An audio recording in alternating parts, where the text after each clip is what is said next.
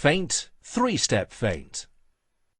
The three-step feint is a part of the handball team's ABC and is considered to be one of the most used feints within the sport. The shooter, moving forward at a high speed, catches the ball and takes one big step to the left. Thereafter, he sets off with great speed and power to the right, and after the third step, he jumps up and launches his shot. To succeed with the three-step feint, there are some important details you need to pay attention to. Number 1 is to have enough strength in your legs to execute the feint properly. Number 2 is make sure you have the proper distance between yourself and the defender throughout the entire movement.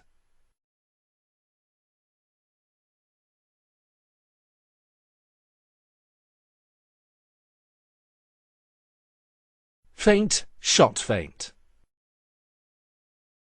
The goal for the shooter is to leave the defender passive and rooted on the spot. If he succeeds, he has a better chance of launching the shot above the defender. In order to pull off the feint, you have to execute it clearly and make sure you have power left in your legs to jump up and launch your shot.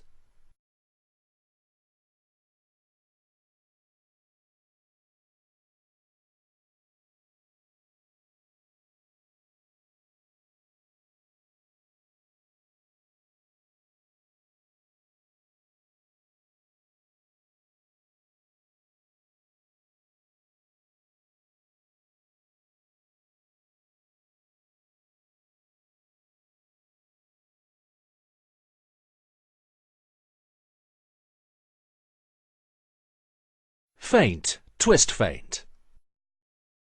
In this video sequence, the flow of the shooter's movement is crucial. It enables him to maintain the force of the rotation all the way to the actual shot. The shooter wants the defender to believe that he will launch an underarm shot. Thanks to a major shooting feint, the defender comes down low on his left foot.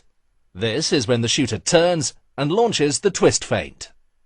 If the shooter has calculated his timing right, he has 2 more steps left to twist around and launch his shot. In order to pull off the feint, you have to execute it clearly and thereby leaving the defender rooted on the spot in order to increase your shooting chances.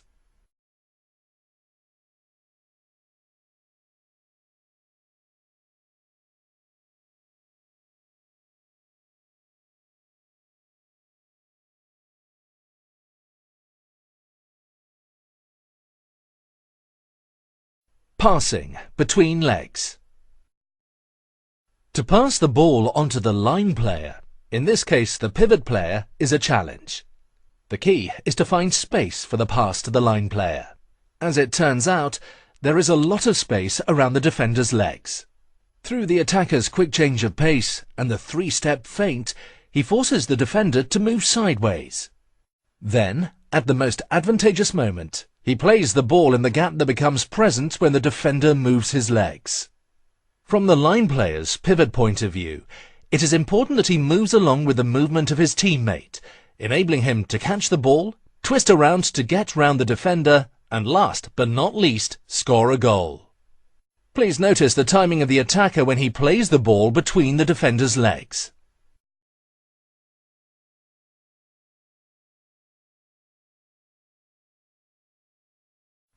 Passing overhead. A variation that might frustrate the defender is when the attacker passes the ball closely over the defender's head. To succeed, you have to trick the defender to lower his hands. One way of executing it is to feint a low play, but by using your wrist, play the ball over his head instead. The pass demands excellent wrist skills and will be a surprising choice of passing the ball for any defense exposed to it.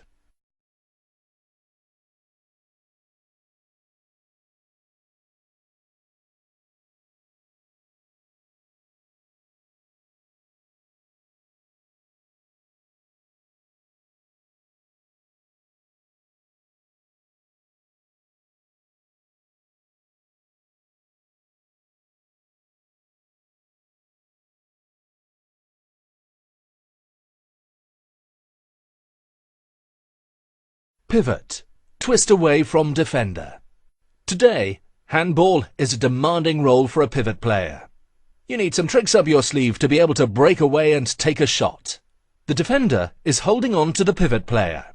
At the same time as the pivot player catches the ball, he moves his weight downwards and twists away from the defender. What will decide if he succeeds in breaking loose is that when twisting away, he must block the arm of the defender at the same time.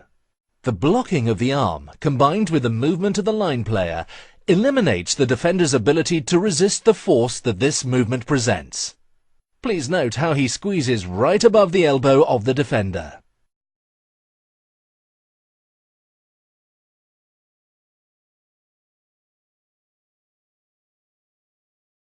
Penalty throw, lob. If you are facing an offensive goalkeeper, a lob could be very effective. As a shooter, it is important that you try to get the goalkeeper to make the first move. Make a small body feint or go for a really powerful shot to get the goalkeeper moving. Once the goalkeeper has started to move, preferably sideways, it is very difficult for him or her to reach a well-balanced lob. Please note the hand and wrist movement of the shooter.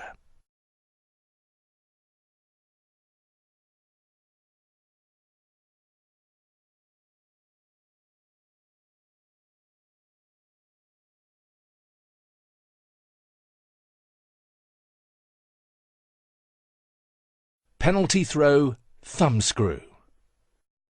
A variation of the penalty shot is the so-called thumbscrew, which, accompanied with a flick of the wrist, can be very effective and spectacular.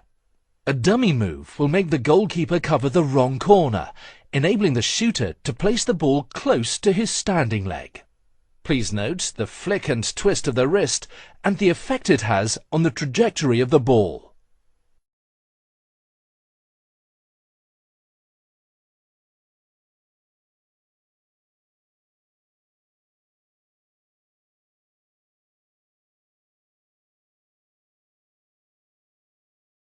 Attack screw. The key here is for the attacker to make the jump as high as possible and thereby gain time needed to finish his shot. By raising his arm and at the same time changing the angle of his upper torso, the attacker wants the goalkeeper to believe that he will shoot the ball in the nearest corner. But at the highest point of his jump there is a sudden change. He lowers his hand, and with a flick of the wrist, he places the ball beyond the reach of the goalkeeper. Please note the attacker's body positioning, paying attention to the angle of his upper torso, and also note the flick of his wrist and the spin that is put on the ball.